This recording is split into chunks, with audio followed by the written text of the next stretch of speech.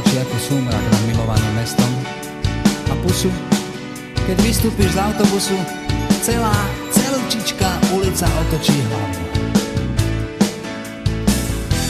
Postavu máš, s jej popisom by básnik asi nemal veľa práce, povedal by len zraniteľná a vyzývavá zároveň, ako stvorená na materstvo a veci s tým súvisiace.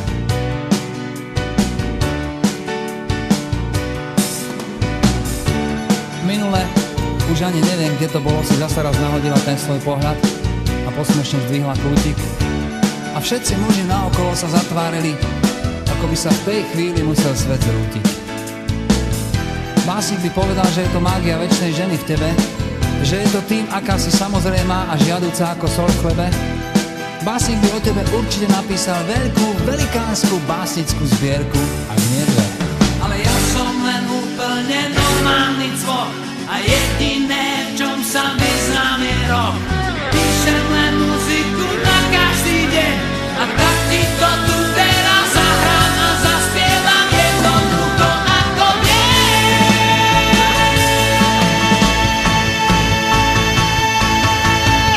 Si kočka a perfektne urobená. Si krajšia než oboha nočná, než modlitba na kolenách. Si kočka a pre mňa si jediná z žien. V tom najhlbšom pekle ťa počkám, ak povieš, že ľúbi ťa, ak povieš, že ľúbi ťa, ak povieš, že ľúbi ťa, povieš, že ľúbiť ťa smiem.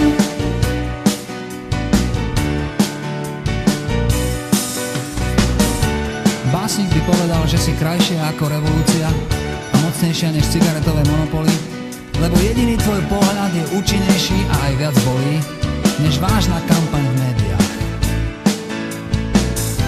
Naozaj si presvedčivá ako červené Ferrari, alebo ako socha, kniha či pieseň, keď sa podarí. A básnik by o tom všetkom určite napísal tisíce krásnych slov. Ale ja som len úplne normálny cvok a jediné, v čom sa vyznám, je rock. Píšem len muziku na každý deň a tak ti to tu teraz zahrám a zaspievam jednoducho ako viem.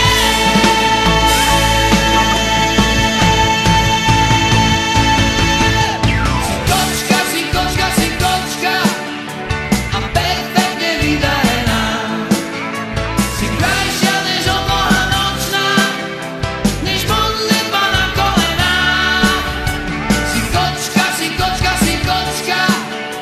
si všetko, čo na svete chcem. V tom najhlbšom pekle ťa počkám, ak povieš, že ľúbi ťa, ak povieš, že ľúbi ťa, ak povieš, že ľúbi ťa, povieš, že ľúbiť ťa smiem.